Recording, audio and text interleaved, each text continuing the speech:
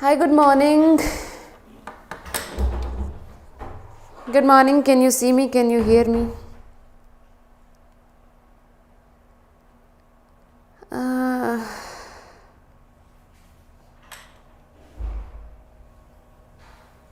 Hi, good morning. Oh my God. Sir कह रहे हैं कि एक ही लाइट जलाओ, तुम शक्ल तुम्हारी ठीक आती है कैमरे में, तुम्हें नहीं पता चलता, पर मुझे तो पता चल रहा है। इकोलॉजी कंप्लीट होने वाली, बिल्कुल बिल्कुल। सर कह रहे हैं कि एक ही लाइट जलाओ, तुम शक्ल तुम्हारी ठीक आती है कैमरे में, तुम्हें नहीं पता चलता, पर मुझे तो पता चल रहा है। इकोलॉजी। Good morning. कैसे हो भाई लोग? मैं तो अच्छी नहीं हूँ। मेरी काम वाली दीदी भाग गई। मैं उन्हें कहती हूँ कि मेरी 9 बजे क्लास है, तो 8 बजे आ जाया करो, मुझे थोड़ा गर्म पानी दे दो, मुझे थोड़ा चाय दे दो। दीदी कहती नो, मैं आऊँगी तो 8:30 बजे, नहीं तो मुझे नहीं चाहिए तुम्हारा काम। My name is Ritu Ratwal and you are going to study environmental issues with me. इस क्लास में मैं कोशिश करूँगी कि इन्वायरमेंटल इश्यूज़ ख़त्म हो जाएं, तुम्हारे दिमाग में जितने इश्यूज़ हैं इन्वायरमेंटल इश्यूज़ को लेकर वो भी ख़त्म हो जाएं। जो तुम्हें डर लगता है इन्वायरमेंटल इश्यूज़ से, तुम्हें लगता है पता नहीं कैसा सा चैप्टर है, पता नहीं कैसे याद होगा, पता नहीं कैसे, मतलब लर्न करने को है इसमें सारा, है ना, समझने को। ये नहीं कि आपको समझ में नहीं आता, लेकिन भाई कैसे समझे, बोरिंग इतना है, ऐसे लगता है भाई मैं मर जाऊँगा इसको समझते समझते, मेरी आत्मा स्वर्ग सिधार जाएगी इसको मैं पढ़ूंगा तो पूरा। तो मेरी कोशिश यहाँ पे यही रहेगी कि तुम्हारी आत्माएं स्वर्ग ना सिधारें ये पढ़ते हुए, तुम आराम से एंटरटेनिंग तरीके से, फन तरीके से इसके छोटे छोटे नोट्स बना लो, और जब तुम्हारा नीट का पेपर आए तो वही छोटे छोटे नोट्स खोल के पढ़ लो और तुम्हारा उद्धार हो जाए। ये मेरी चाहत है। एकेडमी प्लस पर पढ़ना चाहते हैं जहाँ पर 70 से अधिक टीचर्स, जैसे मैं यहाँ पे पढ़ा रही हूँ वैसे ही मैं वहाँ पे भी पढ़ा रही हूँ, प्लस 70+ टीचर्स वहाँ पर पढ़ा रहे हैं फिजिक्स केमिस्ट्री बायोलॉजी। बहुत सारे क्वेश्चंस प्रैक्टिस हैं, बहुत सारा टेस्ट प्रैक्टिस है। कोई टॉपिक आपको एक टीचर से नहीं समझ में आ रहा, आप दूसरे टीचर से पढ़ सकते हैं। इंडिया के टॉप फैकल्टीज़ वहाँ पर पढ़ा रहे हैं, कोटा के टॉप फैकल्टीज़ वहाँ पर पढ़ा रहे हैं, बुक्स के ऑथर्स वहाँ पर पढ़ा रहे हैं, DC पांडे से लेकर मनोज चौहान तक वहाँ पर पढ़ा रहे हैं। सो आपको करना क्या होता है, अनअकैडमी लर्निंग ऐप को डाउनलोड करके इंस्टॉल कर लीजिए, नीट UG सेक्शन पर जाइए, प्लस के सेक्शन पर जाइए, गेट सब्सक्रिप्शन पर जाइए, अपना सब्सक्रिप्शन का समय चूज कीजिए 6 मंथ्स। इंफॉर्मेशन भाग रही है। 6 मंथ्स, 1 ईयर, 2 ईयर, जो भी आप चूज करना चाहते हैं। ये ऊपर वाले तो क्रैश कोर्सेज के लिए हैं, तो इनको, और ये पर मंथ के हिसाब से ये वाले ज़्यादा सस्ते पड़ते हैं जो नीचे वाले हैं। सो जो भी आप कोर्स लेना चाहें आप कोड डालेंगे RITU RITU 10% ऑफ के लिए। चलिए आगे चलते हैं। कल मैंने कुछ तुम्हें बातें बता दी थी। I talked to you about environmental issues का बेसिक माइंड मैप क्या है। इन्वायरमेंटल इश्यूज़ में पहला पार्ट आता है एयर पोल्यूशन। इन्वायरमेंट के इश्यूज़ क्या क्या हैं भैया, इस इन्वायरमेंट में क्या क्या दुखड़े चल रहे हैं। एयर पोल्यूशन बहुत फैल गया है नंबर 1 पर, नंबर 2 पर वाटर पोल्यूशन बहुत फैल गया है, नंबर 3 पर सॉलिड वेस्ट की बहुत दिक्कत है। जो कितना तुमने प्लास्टिक कचरा बना दिया है उसका क्या करेगा भैया बंदा, तो अब उसको कहीं ना कहीं तो फेंकेंगे ना हम लोग, तो उसको डिस्पोज ऑफ करने की बहुत दिक्कत आ रही है। ठीक है, एग्रोकेमिकल वेस्ट, जितना तुम पेस्टिसाइड डालता है, वो पेस्टिसाइड कहाँ जाएगा, बायोडिग्रेडेबल थोड़े भैया वो पेस्टिसाइड, इंसेक्टिसाइड, वो तो आगे कहीं ना कहीं जाके नुकसान करेगा ना। तो अपन इसके बारे में पढ़ेंगे। रेडियो एक्टिव वेस्ट, बड़ी खुशी से बड़े आए थे तुम रेडियो एक्टिव मटेरियल से एनर्जी बनाने वाले, पता चला लो जी जो उससे बचा हुआ वेस्ट है वो समझ में नहीं आ रहा कहाँ पर डालेंगे। रेडियो एक्टिव वेस्ट के बारे में पढ़ेंगे, ओजोन डिप्लीशन के बारे में पढ़ेंगे हम, ग्रीन हाउस गैसेस के बारे में पढ़ेंगे, degradation of soil and deforestation के बारे में पढ़ेंगे। ये बेसिक माइंड मैप है इस चैप्टर का, ये कल पढ़ाया था मैंने तुम लोगों को। ठीक है, अब खुशी की बात यह कि कुछ टॉपिक हमारा पूरा हो गया है। हमारा एयर पोल्यूशन पूरा हो गया था। एयर पोल्यूशन में क्या पढ़ा था हमने, एयर पोल्यूशन को कम करने के 3 तरीके पढ़े थे हमने, स्क्रबर, इलेक्ट्रोस्टैटिक प्रेसिपिटेटर और कैटालिटिक कन्वर्टर। ये मैंने तुम्हें दिखा दिया था यहाँ पे डायग्राम बना के। ठीक है, ऐसा मत सोचना कि सिर्फ हवा में बता रही हूँ, ये बना के दिखा दिए थे यहाँ पे। अगर कल की क्लास नहीं लगाई है तो लगाओ। Then we talked about noise pollution, because noise pollution जो है एयर पोल्यूशन का ही पार्ट है। ये वाली बात याद है, हमारे कोकोनट जैसे दिमागों में घुस गई है ये बात कि noise pollution is actually a part of air pollution. Air pollution की जो एक्ट थी ना, उसमें अमेंडमेंट हुआ था 1987 में, वो लिखवाऊंगी अलग से। नॉइज़ को भी एयर पोल्यूशन का पार्ट कर दिया था। फिर हमने करी थी केस स्टडी, जिसमें अपन ने रट्टा मारा था कुछ चीज़ों का। दिल्ली जो कि इंडिया का नहीं, दुनिया का चौथा सबसे पॉल्यूटेड सिटी था 1990s में, उसको सुप्रीम कोर्ट ने लताड़ लगाई थी, याद है? सुप्रीम कोर्ट ने कहा था बेटा तुम इतने गंदे हो ना, तुम्हारे को तो बाय गॉड बैन कर देंगे एज अ सिटी, तुम कुछ करो, अपना सुधरो। तो दिल्ली ने फिर कुछ मेजर्स लिए थे। तुम्हें याद है केस स्टडी क्या होता है? कल बता दिया था केस स्टडी क्या होता है। केस स्टडी होती है एक मूवी, ठीक है, जिसमें पहले हम बताएंगे कि विलन ने कितना नुकसान किया, फिर हीरो ने आके उस विलन से कैसा बदला लिया। जैसे मूवीज में होता है वैसे केस स्टडी में भी होता है। यहाँ पर विलन क्या है? Air pollution is the villain. Delhi के बुरे हाल थे, 4th मोस्ट पॉल्यूटेड सिटी था, बहुत बुरे हाल थे, बहुत बुरे हाल थे, ये विलन था। फिर हीरो कौन है? हमारे रिफॉर्म्स हैं हीरो। तो हमने क्या क्या कर दिया था यहाँ पे, याद है तुम लोगों को? पहले तो दिल्ली में सीएनजी डाल दी थी। सीएनजी के फायदे क्या थे? बर्न्स कंप्लीटली, कोई अनबर्न्ट कार्बन नहीं छोड़ता जैसे डीजल और पेट्रोल छोड़ता है। चीपर है ये, चोर नहीं चुरा सकते क्योंकि गैस है ये, एडल्ट्रेटेड नहीं हो सकती। दिक्कत क्या है, कॉन्स क्या है इसके? पाइपलाइन नहीं है अभी हमारे पास इतनी कि सबको सीएनजी हम प्रोवाइड कर सकें, ठीक है। फिर दिल्ली में ओल्ड व्हीकल्स हटा दिए, अनलेडेड पेट्रोल का यूज कर दिया, कैटालिटिक कन्वर्टर डाल दिए और स्ट्रिंजेंट लॉज लगा दिए। स्ट्रिंजेंट लॉज कौन से थे? अपन ने पढ़ा यूरो 3 लॉज, जो कि भारत 3 के इक्वलेंट हैं, वो इस वक्त हमारे कंट्री में लगे हुए हैं। कुछ लॉज है ना कि भैया इससे ज़्यादा पोल्यूशन तुम नहीं कर सकते, इससे ज़्यादा फलानी चीज़ की मात्रा तुम नहीं रख सकते अपने फ्यूल में, कुछ लॉज है, ठीक है। तो पूरी कंट्री में इस वक्त भारत 3 लॉज लगे हुए हैं which are equivalent to Euro 3 laws. Euro 3 laws क्या है? पेट्रोल में 150 पार्ट पर मिलियन सल्फर से ज़्यादा नहीं हो सकता, डीजल में 350 पार्ट पर मिलियन सल्फर से ज़्यादा नहीं हो सकता। देन एरोमेटिक कंपाउंड्स 42% से ज़्यादा नहीं हो सकते, लर्न किए थे कल। अब इसका आगे मन क्या है? आगे हमें कहाँ जाना है? पेट्रोल और डीजल में 50 पार्ट्स पर मिलियन से सल्फर आगे जाकर नहीं होना चाहिए और एरोमेटिक कंपाउंड की संख्या 35% हो जानी चाहिए। आई होप ये कल तुमने याद कर लिया था, ठीक है। अभी पूरी कंट्री में भारत 3 लगा हुआ है, 2 व्हीलर के लिए भी, 3 व्हीलर के लिए भी, 4 व्हीलर के लिए भी भारत 3 लगा हुआ है through out the country from October 2010। सिर्फ जो हमारे बहुत ही बड़ी बड़ी सिटीज हैं जिनमें बड़ा बड़ा पोल्यूशन है, उनमें बड़ी बड़ी व्हीकल्स पे बड़ा बड़ा लॉ लग गया है। याद आया क्या कराया था कल? 4 व्हीलर जो सबसे बड़ी व्हीकल्स होती हैं उसमें बड़ा लॉ लगा हुआ है, भारत 4, और किसमें? 13 बड़ी बड़ी सिटीज में, मेगा सिटीज में, अप्रैल 2010 से लगा हुआ है। याद आया? फिर अपन कर रहे थे वाटर पोल्यूशन की बात वाटर पोल्यूशन की बात हो रही थी। वाटर पोल्यूशन चलो आओ खत्म करते हैं। पता नहीं तुम लोगों को कितना याद होता है यार, बाई गॉड ये मेरा जूड़ा कहाँ जा रहा है, बाई गॉड। मुझे ना एक हेयर स्टाइलिस्ट रखना पड़ेगा। चलो it's okay, I will just. सही बात है यार, बोर्ड ज़्यादा क्लियर आता है एक लाइट से। सर बात तो सही कह रहे थे। मैम आप प्लस में पढ़ाती हैं? हाँ जी, प्लस पे मेरा थर्सडे से नया कोर्स आ रहा है बेटा।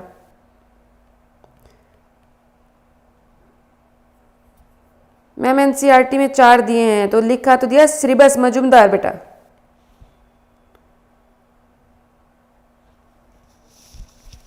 अच्छा, न्यू एनसीईआरटी में भारत 4। अच्छा अच्छा अच्छा, मेरी एनसीईआरटी अपडेटेड नहीं है, ये कहना चाहते हो? अरे तुम सही कह रहे हो यार, हो सकता है मुझे अपनी नई एनसीईआरटी देखनी पड़ेगी। चलो आगे चलते हैं, वाटर पोल्यूशन की बात करते हैं। वाटर पोल्यूशन में अपन ने बात किया था सीवेज क्या होता है, सीवेज या वेस्ट वाटर क्या होता है। बेटा जो भी गंदा पानी है घरों से निकल रहा है, ऑफिस से निकल रहा है, वो सब सीवेज है, ठीक है। तो म्यूनिसिपल वेस्ट, हाउसेज, ऑफिस में, हॉस्पिटल से जो निकल रहा है, इंडस्ट्री से निकल रहा है, सब सीवेज है। सीवेज में 99% तो वाटर ही होता है, सिर्फ 0.1% इम्प्योरिटीज होती है, लेकिन यही बहुत ज्यादा खतरनाक इम्प्योरिटीज होती हैं, ठीक है। You can not use sewage as such. Sewage में ये 0.1% इम्प्योरिटीज में क्या होता है? सस्पेंडेड सॉलिड्स जैसे कि सैंड, पेबल्स, कोलॉइडल मटेरियल जैसे कि faecal matter, bacteria, dissolve material जैसे कि नाइट्रेट, फॉस्फेट। तो बेटा कल मैंने तुम्हें एक इंपॉर्टेंट कॉन्सेप्ट समझाया था बीओडी का, आई होप तुम्हें याद रह गया हो, ठीक है। मैंने क्या सिखाया था तुम्हें, ध्यान से सुनो। ये कॉन्सेप्ट एक्चुअली बहुत इंपॉर्टेंट है। देखो सीवेज में ना कुछ दिक्कतें हैं, मेरी बात ध्यान से सुनो।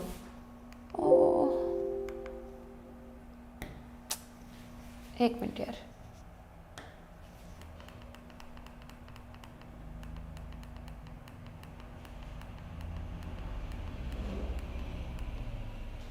मेरी बात ध्यान से सुनना, मैं क्या कह रही हूँ। नो,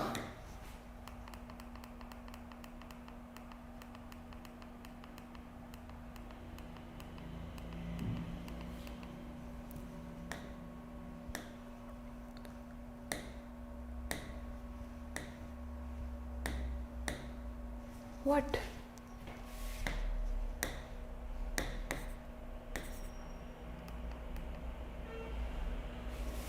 एक मिनट रुको यार।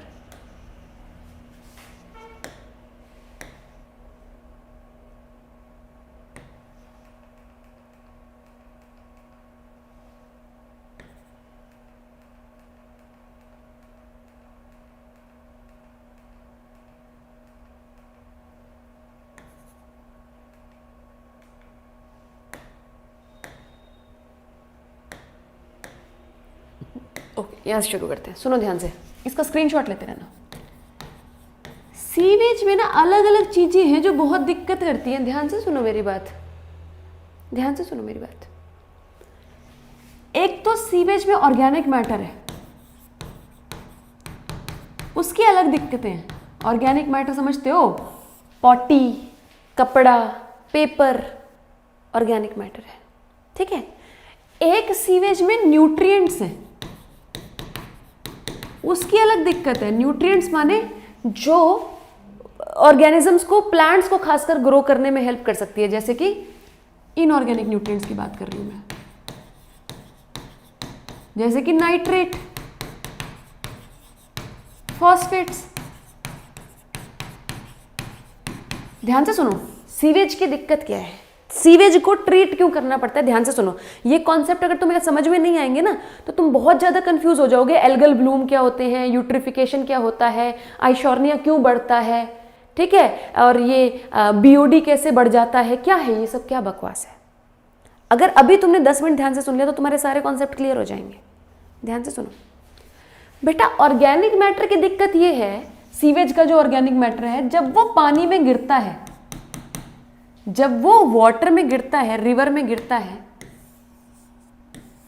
ये रिवर है हमारी, तो यहां ऑर्गेनिक मैटर बढ़ गया बहुत ज्यादा। सीवेज जब गिरा तो ऑर्गेनिक मैटर बहुत ज्यादा गिर गया। ऑर्गेनिक मैटर को चबाने के लिए, ऑर्गेनिक मैटर किसका फूड है, फीकल मैटर है मान लो, ठीक है, ये कोई भी ऑर्गेनिक मैटर है, किसका फूड है वो, it is a food to bacteria. तो बेटा यहां बैक्टीरियल ग्रोथ बहुत ज्यादा हो जाती है, जहां पे भी ऑर्गेनिक मैटर गिरता है ना वहां बैक्टीरियल ग्रोथ बहुत ज्यादा हो जाती है। अब बैक्टीरियल ग्रोथ एज सच में, ये बैक्टीरिया है मान लो, दिस इज बैक्टीरिया। अब बैक्टीरिया के ग्रो होने में दिक्कत क्या है, तुम कहोगे यार पानी में बैक्टीरिया हो गया मैम, ये तो गलत बात है। बैक्टीरिया एज सच इतनी गलत बात नहीं है, गलत बात यह है कि बैक्टीरिया इस ऑर्गेनिक मैटर को खाने के लिए, ऑर्गेनिक मैटर उसका फूड है। तुम्हें पता है कोई भी फूड हम कैसे उससे एनर्जी निकालते हैं, उसको ऑक्सीडाइज करते हैं ऑक्सीजन से। तो बैक्टीरिया ऑक्सीजन यूज करता है इस ऑर्गेनिक मैटर को खाने के लिए, ताकि इससे एटीपी निकाल सके, ठीक है, और यहाँ पे CO2 प्रोड्यूस करता है। तो बेसिकली बैक्टीरिया बहुत ज्यादा ऑक्सीजन यूज कर लेता है यार। अगर बैक्टीरिया ऑर्गेनिक मैटर को खाने के लिए बहुत ज्यादा ऑक्सीजन यूज करेगा तो पानी में ऑक्सीजन क्या हो जाएगा, यहां तो ऑक्सीजन कम रह जाएगा ना। तो बेटा जब ऑक्सीजन कम रह जाता है तो फिश मरने लगती हैं। ये दिक्कत है बेसिकली ऑर्गेनिक मैटर के साथ। बैक्टीरिया सारा ऑक्सीजन यूज कर जाता है ऑर्गेनिक मैटर चबाने के लिए, ठीक है, एटीपी बनाने के लिए, और पानी में ऑक्सीजन नहीं रह पाता तो फिश मर जाती है। ये दिक्कत है ऑर्गेनिक मैटर के साथ। यहीं पे एक कॉन्सेप्ट कराया था मैंने BOD का, अगर तुम लोगों को याद है तो, बायोकेमिकल ऑक्सीजन डिमांड।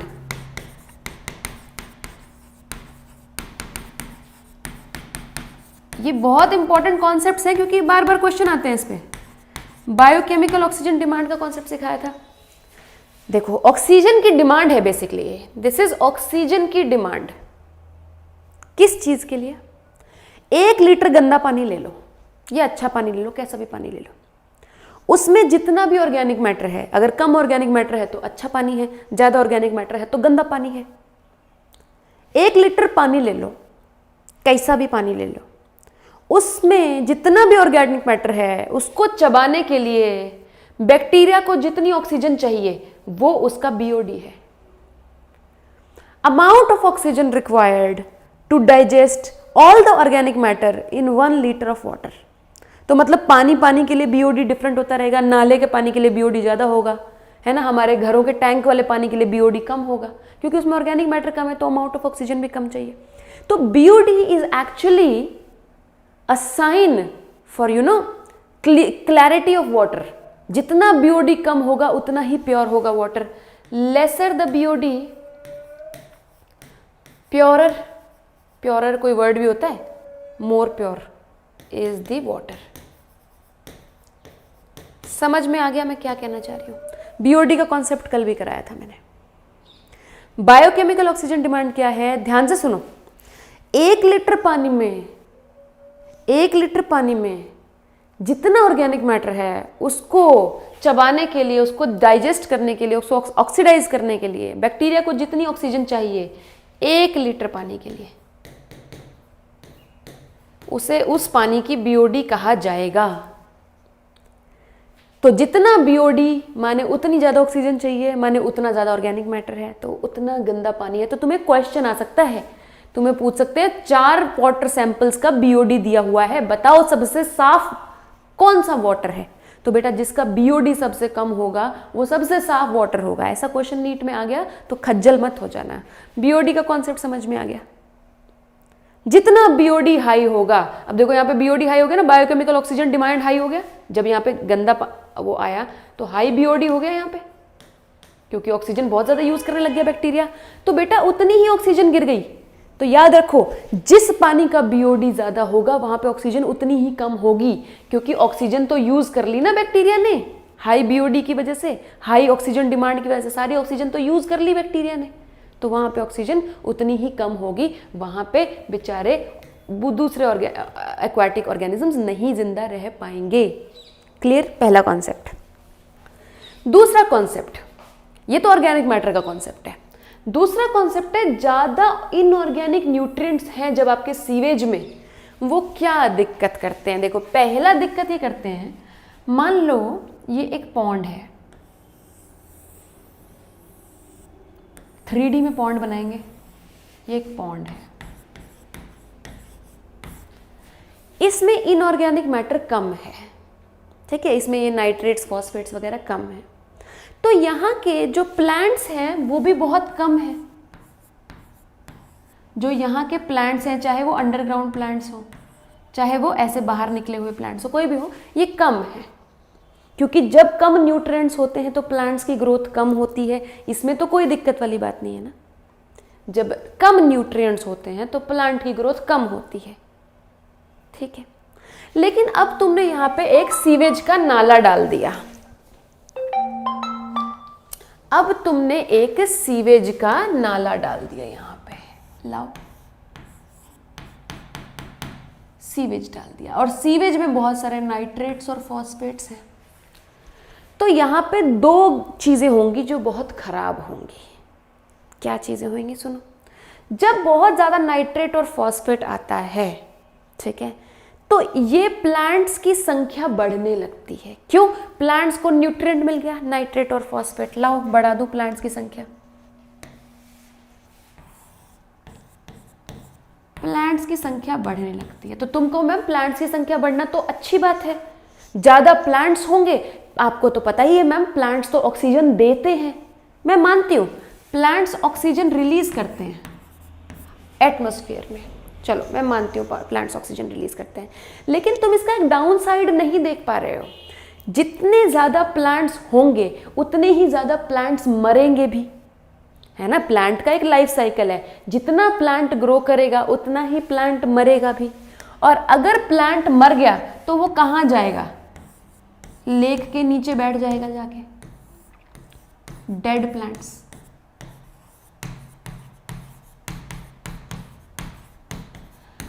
ये डेड प्लांट्स ऑर्गेनिक मैटर है, ये डेड प्लांट ऑर्गेनिक मैटर है। अगर ऑर्गेनिक मैटर बढ़ेगा तो तुम्हें पता है क्या होता है, यहाँ पे बैक्टीरिया आ जाता है खाने के लिए। Bacteria will try to digest it using O2। भैया ये तो दिक्कत है, बैक्टीरिया जो है इसको डाइजेस्ट करने की कोशिश करेगा, ये डेड प्लांट्स को, है ना, क्योंकि ऑर्गेनिक मैटर है। अगर डेड प्लांट्स को डाइजेस्ट करने की कोशिश करेगा तो फिर से ऑक्सीजन कम हो जाएगा, फिर से क्या होगा, O2 की संख्या गिर जाएगी, फिर से फिश का जीना हराम हो जाएगा, फिश मर जाएंगी। पहला तो ये सीन रहेगा, समझ रहे हो तुम। तो इतना तो तुम बेटा ऑक्सीजन बाहर निकाल, हालांकि प्लांट्स प्रोड्यूस ऑक्सीजन, पर तुम इतनी भी ऑक्सीजन प्रोड्यूस नहीं कर रहे प्लांट्स। मेरी बात सुन लो, जितना तुम्हारे मरने से जो बैक्टीरिया है वो ऑक्सीजन यूज कर रहा है ना, वो ज्यादा ऑक्सीजन यूज कर पा रहा है। तो एक्चुअली जो वाटर की ऑक्सीजन लेवल है वो नीचे गिरती है, कम हो जाती है। समझ में आ गया दिक्कत क्या है? ऑर्गेनिक मैटर बढ़ गया भैया। दूसरी दिक्कत, there is something called eutrophication. एक कॉन्सेप्ट है यूट्रोफिकेशन का। सो डेड प्लांट से एक तो बैक्टीरिया की दिक्कत बहुत बढ़ जाती है, एक बढ़ जाती है यूट्रोफिकेशन की दिक्कत।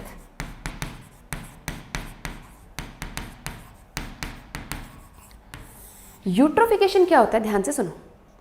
जब ये धीरे धीरे ऑर्गेनिक मैटर यहां बढ़ेगा, ऑर्गेनिक मैटर बढ़ेगा, इससे और प्लांट्स उगेंगे। जितना देखो यहाँ पे पहले नाइट्रेट फॉस्फेट आए, उससे प्लांट्स उग गए, तो प्लांट्स मरेंगे भी। ठीक है, तो तुम देखो ये लेक भरती जा रही है डेड प्लांट्स से, लेक भरती जा रही है डेड प्लांट से। कुछ को बैक्टीरिया डाइजेस्ट भी कर रहा है, लेकिन फिर भी भरती जा रही है। जितने ज्यादा डेड प्लांट्स होंगे, ठीक है, उतना ज्यादा और प्लांट्स को न्यूट्रिशन मिलेगा, उतने ही और नए प्लांट्स उगेंगे। तो बेटा धीरे धीरे यहाँ पे प्लांट्स उगते उगते ये लेक जो है नीचे से भर जाएगी कूड़े से तो क्या, इसकी डेड बॉडीज से, और जो बाहर से थोड़ी बहुत मिट्टी आ रही है वहां से, और नए प्लांट्स उगते जाएंगे, ज्यादा प्लांट्स उगते जाएंगे, क्योंकि उनको ऑर्गेनिक मैटर मिल रहा है उगने के लिए। तुम्हें पता ही है प्लांट्स को क्या चाहिए, ऑर्गेनिक मैटर चाहिए, न्यूट्रिएंट्स चाहिए उगने के लिए। तो धीरे धीरे ये लेक शैलो होती जाएगी और एक दिन ये भर जाएगी और यहाँ पे ड्राई लैंड बन जाएगी। Lake becomes shallow and ultimately it will become a dry land। ये वाली बात समझ में आ रही है? ये वाली बात कोई दिक्कत तो नहीं है?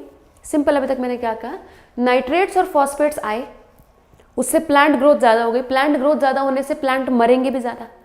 जब प्लांट मरेंगे तो उनको डाइजेस्ट करने के लिए बैक्टीरिया ऑक्सीजन यूज करेगा। तो इतना तो प्लांट ऑक्सीजन रिलीज नहीं कर रहे जितनी ऑक्सीजन लग गई उनको डाइजेस्ट करने में। तो बेसिकली पहले ऑक्सीजन कम हो गई लेक की। दूसरा, जो डेड ऑर्गेनिक मैटर है वो पूरा तो डाइजेस्ट नहीं हो पा रहा, तो वो नीचे नीचे पाइल अप करता जा रहा है, और पाइल अप कर करके वो धीरे धीरे लेक को शैलो कर रहा है। ठीक है, प्लस और प्लांट्स भी उगे जा रहे हैं, धीरे धीरे ये ड्राई लैंड में कन्वर्ट हो जाएगा। देखो, eutrophication is basically a natural process of any lake. हम इकोलॉजी में पढ़ेंगे, या तुम पढ़ भी चुके हो शायद इकोसिस्टम में, कि चाहे कोई बिल्कुल दलदली एरिया हो, चाहे कोई बिल्कुल ड्राई एरिया हो, सब मीजोफिटिक कंडीशंस की तरफ बढ़ते हैं। माने क्या बोला मैंने अभी, इसका मतलब ये है कि कितना भी गीला एरिया हो, लेक हो, वो अल्टीमेटली कुछ हजार या लाख साल में ड्राई लैंड बन जाएगी, और कितना भी ड्राई एरिया हो, डेजर्ट हो, वो कुछ लाख साल में नॉर्मल लैंड बन जाएगा जहां पेड़ पौधे उग रहे होंगे नॉर्मल। ठीक है, सो यूट्रोफिकेशन वैसे तो एक मिनट, आंख में कुछ घुस गया। ओके, नाउ यूट्रोफिकेशन तो वैसे तो लेक का नेचुरल प्रोसेस है, लेकिन जो नेचुरली लेक जब यूट्रोफिकेशन होती है तो वो कई हजारों लाखों साल लग जाते हैं उसको होने में। There is a more dangerous thing called cultural eutrophication या एक्सेलरेटेड यूट्रोफिकेशन। कल्चरल यूट्रोफिकेशन ये है कि हमारे कल्चर की वजह से, ह्यूमन बींग्स की वजह से ये बहुत फास्ट हो गया है प्रोसेस। क्यों? ह्यूमन बींग्स ने सीवेज डाला, सीवेज में न्यूट्रिएंट्स थे, न्यूट्रिएंट्स जब लेक में आए तो जो ग्रोथ प्लांट्स की कई हजारों साल में होनी थी वो कुछ 50 ईयर्स में ही हो गई। 50 ईयर्स के अंदर इतने ज़्यादा प्लांट बढ़ गए, नीचे पूरा मिट्टी और ये डेड प्लांट्स भर गए, और धीरे धीरे धीरे 100 ईयर्स के अंदर लेक खत्म हो गई। तो जो लेक 1000 साल में खत्म होनी थी वो 50 ईयर्स के अंदर खत्म हो गई या 100 ईयर्स के अंदर खत्म हो गई। This is called cultural eutrophication. lake becomes shallow and ultimately becomes dry land very very fast because of human activity. You understand now what is the difference? Now you should take a screenshot. इसका screenshot ले लो, screenshot ले लो.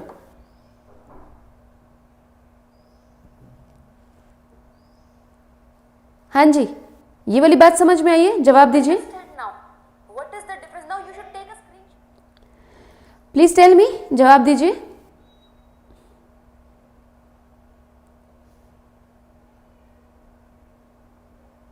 Algal Bloom वाली बात भी बता रही हूं. Ma'am आप इंडिया से हो? हाँ बेटा मैं इंडिया से हूं. और कहाँ से होंगी? मुझे बताइए, ये वाली बात समझ में आ गई? Now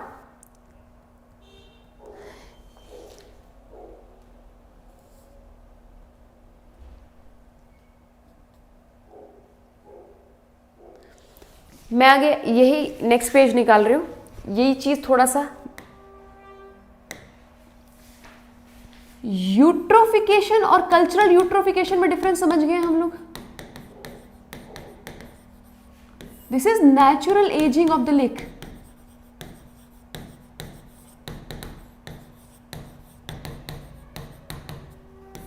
natural ageing of lake. Cultural या accelerated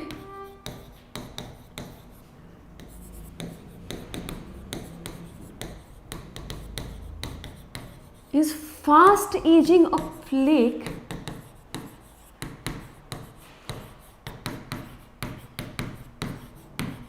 due to human activity.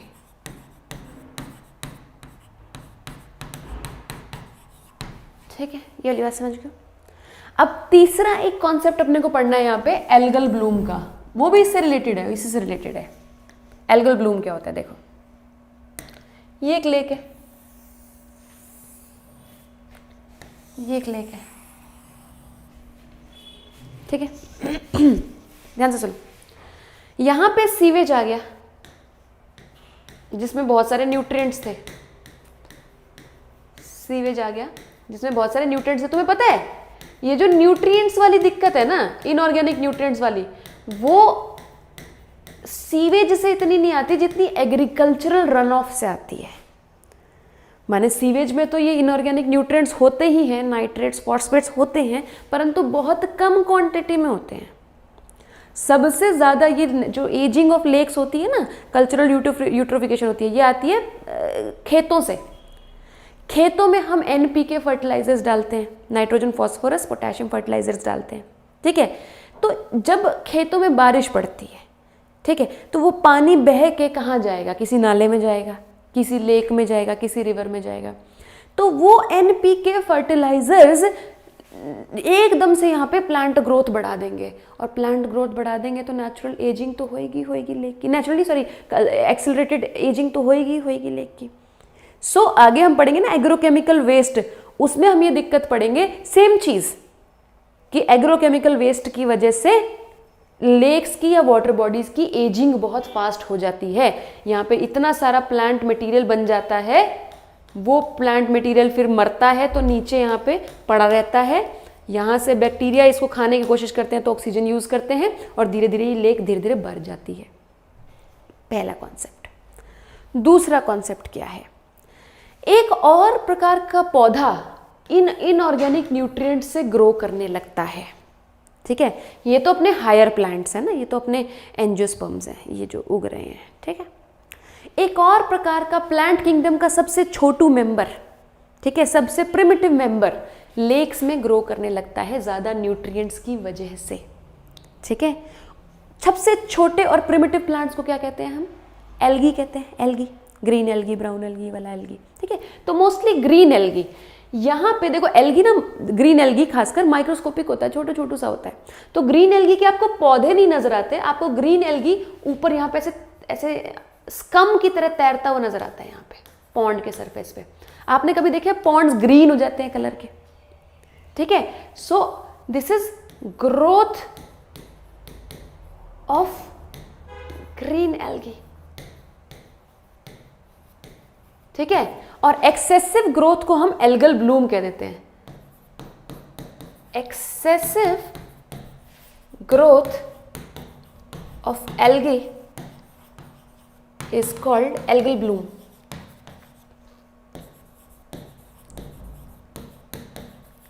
इसे अपन एल्गल ब्लूम कहते हैं।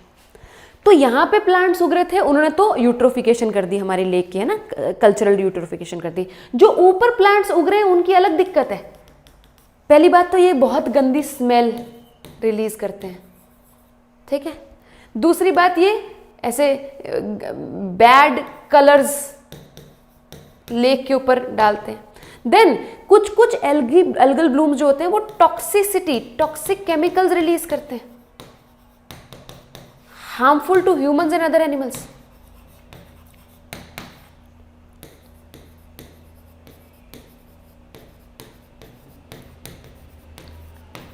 समझ रहे हो?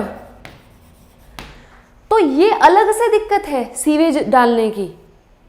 पहली दिक्कत हमने क्या पढ़ी, बीओडी जो है वो बढ़ जाता है, वो वाली दिक्कत पढ़ी थी हमने। दूसरी दिक्कत हमने क्या पढ़ी, यूट्रोफिकेशन हो जाती है लेक की, कल्चरल यूट्रोफिकेशन हो जाती है। तीसरी दिक्कत हमने क्या पढ़ी, एल्गल ब्लूम हो जाता है, too much growth of algae हो जाती है on the surface of the pond. दिक्कत क्या है, दिक्कत वही है, स्मेल बहुत गंदी, कलर बहुत गंदा, टॉक्सिक केमिकल्स रिलीज करते हैं। और ये यूट्रोफिकेशन में भी मदद करेगा। क्यों, एल्गी भी मरेगा तो है ही, है ना। तो जब एल्गी मरेगा तो वो कहाँ जाएगा, बॉटम पे जाएगा। ये रहा एल्गी, डेड एल्गी। तो जब डेड एल्गी बनेगा तो फिर से वही बात है, बैक्टीरिया आएगा, एल्गी को खाने की कोशिश करेगा, ऑक्सीजन कम हो जाएगी वाटर की, है ना। ये जो डेड एल्गी है, बैक्टीरिया इसको खाने की कोशिश करेगा तो ऑक्सीजन तो यूज करेगा, तो लेस ऑक्सीजन इन वाटर। तो बेसिकली तुमने एक कॉन्सेप्ट आज सीखा कि वाटर प्लांट्स जरूरत से ज्यादा कभी भी नहीं बढ़ने चाहिए वाटर बॉडी में। क्यों, क्योंकि वाटर प्लांट्स इतनी ऑक्सीजन नहीं रिलीज कर पाते। एल्गी भी ऑक्सीजन तो रिलीज करता ही है, पर वाटर प्लांट्स इतनी ऑक्सीजन नहीं रिलीज कर पाते जितनी ऑक्सीजन खर्च हो जाती है, जितनी ऑक्सीजन खर्च हो जाती है उनको ब्रेक डाउन करने के लिए। तो जरूरत से ज्यादा वाटर प्लांट्स किसी भी वाटर बॉडी के लिए अच्छे नहीं हैं। बेचारे फिश की गंदी वाली मौत हो जाएगी यहाँ पे। एल्गल ब्लूम समझ में आ गया। इसी के साथ एक और एग्जांपल दिया हो तो मैं यहीं पे लिखा रही हूं, एक वीड जो कि इंडियन वाटर बॉडीज में बहुत ज्यादा फैला हुआ है, आइशॉर्निया क्रिस्पिस। फोर्थ पॉइंट है ये, फोर्थ पॉइंट है तो मैं यहां पे लिख रही हूं क्योंकि मैं अलग से नहीं लिखना चाहती इसको। आइशॉर्निया की स्पेलिंग क्या है, Eichhornia I think, water hyacinth बोलते हैं इसको, टेरर ऑफ बंगाल भी बोलते हैं इसको।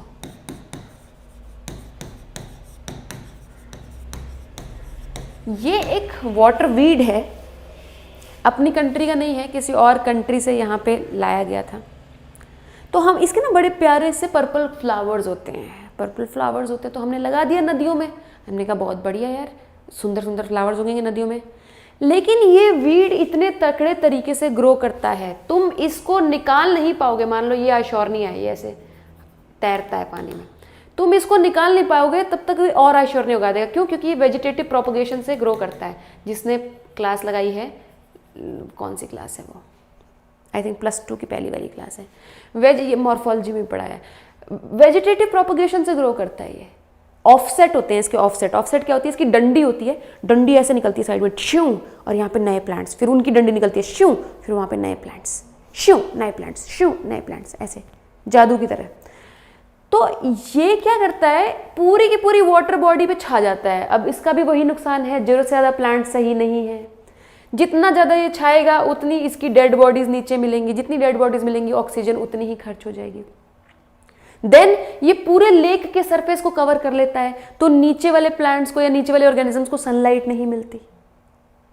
ठीक है, तो ये अलग से दिक्कत है आइशॉर्निया की। तो अपन ने सीवेज पानी में डालने की डायरेक्टली क्या क्या दिक्कतें पढ़ ली हैं।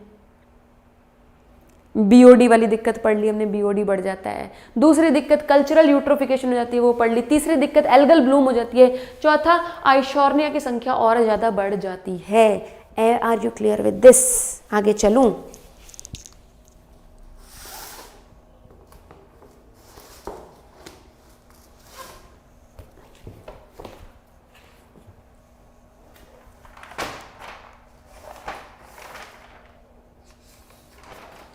यार ये तो चैप्टर खत्म होने का नाम नहीं ले रहा है, क्या करें?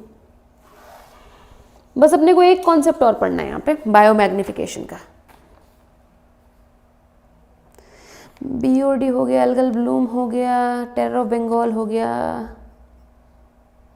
बायोमैग्निफिकेशन पढ़ना है हमें, यूट्रोफिकेशन हो गया और केस स्टडी पढ़ना है।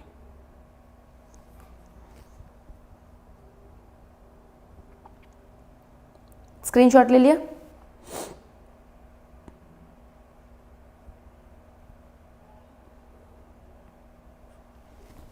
चलो, बच्चे कह रहे हैं फास्ट करो फास्ट करो। बेटा फास्ट करने के लिए ना मेरे को थोड़ी सी हेल्प चाहिए, ठीक है? मेरे को थोड़े से नोट्स चाहिए ताकि मैं नोट्स बस यहाँ पे देख देख के बना दूँ। थोड़ी अच्छी पीपीटीज चाहिए, उसके वर्क कर रही हूँ। चलो, आई होप तुमने स्क्रीनशॉट ले लिया। आगे चलो, देखो लास्ट कॉन्सेप्ट जो हमें पढ़ना है, इंडस्ट्रियल जो वाटर वेस्ट होता है ना। देखो इसमें एक और है कि हॉस्पिटल का जो वाटर वेस्ट होता है, हॉस्पिटल से जो पानी निकलता है उसमें बहुत सारा बैक्टीरिया होता है बीमारियों वाला, क्योंकि हॉस्पिटल में बीमार लोग होते हैं ऑब्वियसली, तो उनका जो पानी होगा, उनका जो वॉशरूम वाला पानी होगा, उसमें बहुत सारा बैक्टीरिया होएगा ही। तो वो ये दिक्कत करते हैं, अगर ऐसा पानी उसमें मिल जाए, वाटर बॉडी में मिल जाए तो बीमारियाँ कॉज कर सकता है। तो वो मैं लिखवा नहीं रही हूँ, वो तुम पढ़ लो। इंडस्ट्रियल वाटर वेस्ट, देखो इंडस्ट्रियल वाटर वेस्ट में अलग प्रकार की दिक्कतें आती हैं यार, ठीक है?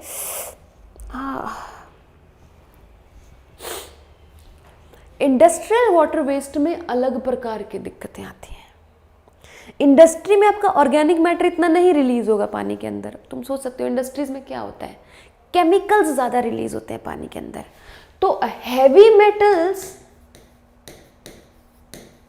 पानी के अंदर ये बहुत सारे रिलीज करते हैं। हैवी मेटल्स का मतलब होता है जिनकी डेंसिटी 5 ग्राम पर सेंटीमीटर क्यूब से ज़्यादा होती है, जैसे कि कैडमियम, मरकरी, लेड, ठीक है? आई थिंक निकल भी है शायद, रुक जाओ देख लें तो हैवी मेटल्स में कौन कौन सा है।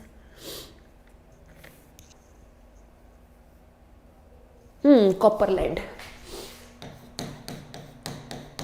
ये सब, ठीक है? एक तो ये दिक्कत है।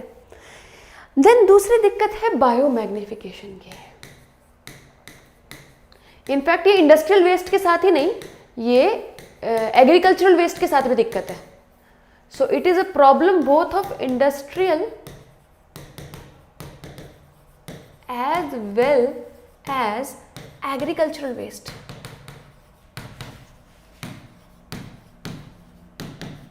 ठीक है? क्या होता है बायोमैग्निफिकेशन? ये कॉन्सेप्ट ध्यान से सुन लो, इस पे क्वेश्चन आते हैं। सुनो क्या होता है।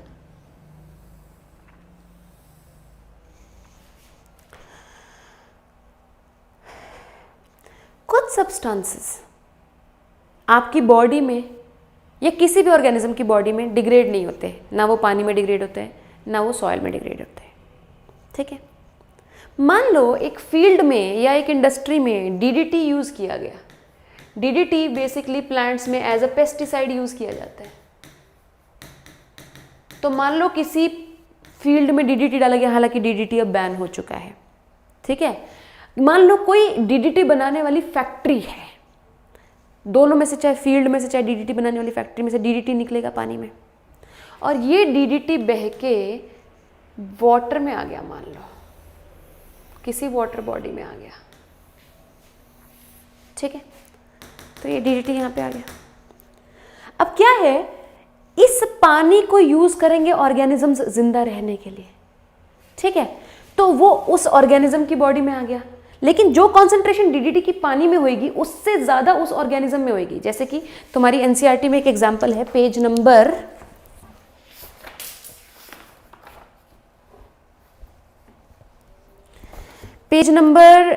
16.5 है, ये 276 पे आ जाओ जरा।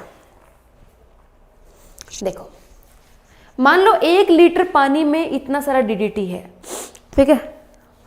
अब जब एक जू प्लैंकटन इसको खाएगा, जू प्लैंकटन छोटे छोटे ऑर्गेनिजम्स होते हैं, जब एक जू प्लैंकटन इस पानी से अपना न्यूट्रिशन लेने की कोशिश करेगा, ठीक है, तो वो इस डीडीटी को कॉन्सेंट्रेट कर लेगा अपनी बॉडी में। मान लो 1 लीटर में इतना सारा फैला हुआ है, पूरा का पूरा ये एक जू प्लैंकटन की बॉडी में आ जाएगा। 1 लीटर पानी मान लो उसने यूज कर लिया अपने न्यूट्रिशन के लिए, तो ये सारा का सारा डीडीटी जो फैला हुआ था 1 लीटर पानी में, वो कॉन्सेंट्रेट हो गया इसकी बॉडी में, ठीक है। मान लो ये वाटर है, उसके जू प्लैंकटन की बॉडी में मान लो कॉन्सेंट्रेट हो गया। मैं एग्जांपल देती हूँ, मान लो 10 पार्टिकल थे डीडीटी के, 1 लीटर पानी में 10 पार्टिकल थे डीडीटी के। अब ये 10 के 10 पार्टिकल जू प्लैंकटन की बॉडी में आ गए, तो ये कॉन्सेंट्रेट हो गया। यहाँ पे छोटा सा जू प्लैंकटन, उसमें 10 पार्टिकल है डीडीटी के। उस जू प्लैंकटन को एक छोटू फिश ने खाया, लेकिन छोटू फिश एक जू प्लैंकटन थोड़े पे खाती है, छोटू फिश तो 100 जू प्लैंकटन खाएगी। मान लो 100 जू प्लैंकटन अगर एक छोटू फिश ने खाए, तो फिश की बॉडी में कितने हो गए? एक के अंदर 10 था, तो 1000 डीडीटी के पार्टिकल्स हो गए। तो इसने और ज्यादा कॉन्सेंट्रेट कर लिया डीडीटी को। फिर छोटू फिश को खाया बड्डू फिश ने, लेकिन बड्डू फिश ने सिर्फ एक छोटी फिश को थोड़ी खाया, मान लो उसने 10 छोटी फिश को खा लिया, तो 10,000 पार्टिकल्स डीडीटी के इसके अंदर हो गए।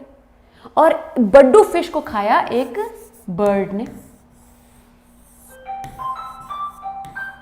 और बर्ड ने एक को नहीं खाया, 10 फिश को खाया, तो यहां तक 10,000 पार्टिकल्स हो गए थे ना। 10,000 पार्टिकल्स 1 लाख पार्टिकल्स डीडीटी के यहां पे हो गए।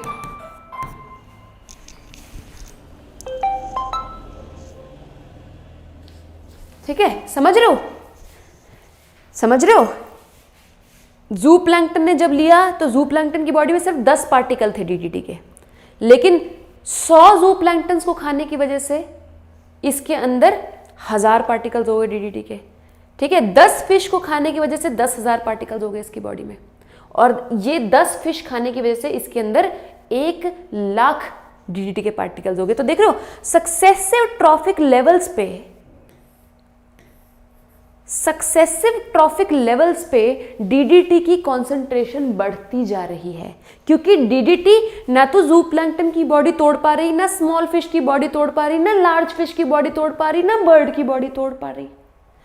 इसी को बायोमैग्निफिकेशन कहते हैं। Increased concentration of a toxic substance, increased concentration of a non-biodegradable substance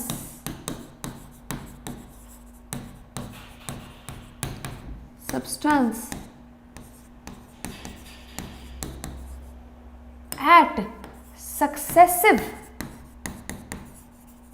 trophic levels,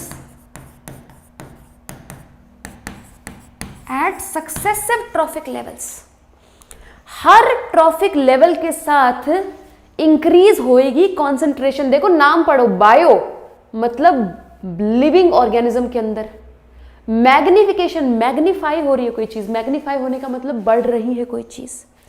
bio magnification, increased concentration of a non biodegradable substance at successive trophic levels. समझ में आ गया बायोमैग्निफिकेशन क्या होती है? डीडीटी का बायोमैग्निफिकेशन आपको पढ़ने को मिल सकता है, मरकरी का बायोमैग्निफिकेशन आपको पढ़ने के लिए मिल सकता है। मरकरी में भी ऐसे ही होता है। इसकी कुछ वैल्यूज हैं, ठीक है, स्मॉल फिश लार्ज फिश की कुछ वैल्यूज हैं जो एनसीईआरटी में दी है, वो अपने को एक बार देख लेनी है, उसमें कोई दिक्कत वाली बात है नहीं, उसमें कोई दिक्कत वाली बात है नहीं। मैं तुम्हें लर्न करा दूंगी, चिंता मत करो, खुद भी लर्न कर लूंगी। और पता है कितनी दिक्कतें आती हैं बर्ड्स के अंदर? DDT it interferes with calcium metabolism. DDT interferes with calcium metabolism. तो कैल्शियम मेटाबॉलिज्म के साथ जब ये दिक्कतें करती हैं, तो इनके एग्स का जो शेल है वो कैल्शियम का बना होता है, तो इनका एग का शेल टूट जाता है। So their egg shells become brittle, और इनके egg shells brittle हो जाते हैं, eggs टूटने लग जाते हैं, इनके बच्चे मर जाते हैं। ठीक है,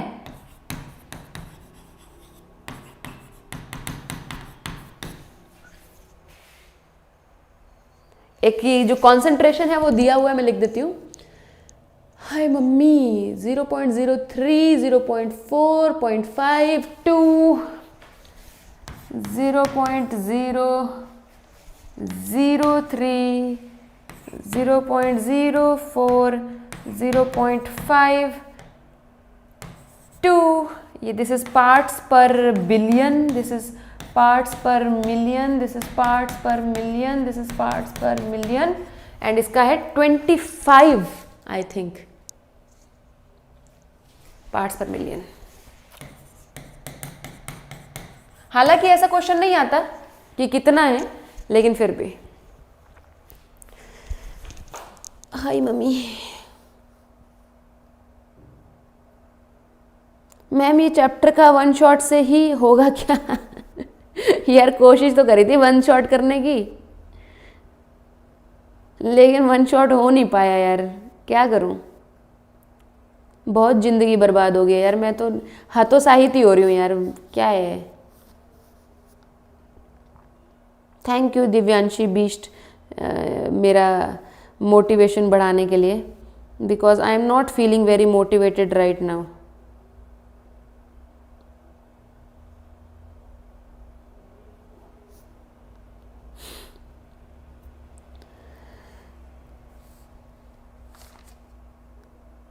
इसका मेरे को यही समझ में आ रहा है, हाँ, वन शॉट इन मैनी। एक बच्ची लिख रही है one shot in many shots. I know, इसके वन शॉट करते करते इसके 2-3 लेक्चर्स तो ऐसे ही हो गए हैं। हाँ, मैं यही सोच रही हूँ। मैम देख कर लिखवा रही, तो भैया मेरे को ये नहीं याद है वैल्यूज, तुम्हें क्या लगता है मैं कौन सा वाला तोता हूँ जो सब लर्न कर लूँगी? वैल्यूज नहीं है याद? कैसी बात करते हैं? ऑफकोर्स देख के लिखवा रही हूँ भाई। इस चैप्टर कितना टाइम लगेगा मेरे को नहीं पता यार, कितना टाइम लगेगा इस चैप्टर को। मम्मी सुन लो मेरी बात, मैं ना इसके हैंड रिटन नोट्स बनाऊंगी, उसमें वन शॉट कराऊंगी इसको। ये बहुत। मैम आप अपना स्टेमिना कैसे बढ़ाओगी? ये देखो कुछ भी। अच्छा हाँ, कल बात हो रही थी स्टेमिना की। हाँ, one shot in handwritten notes ही चलेगा इसका, मुझे लग रहा है।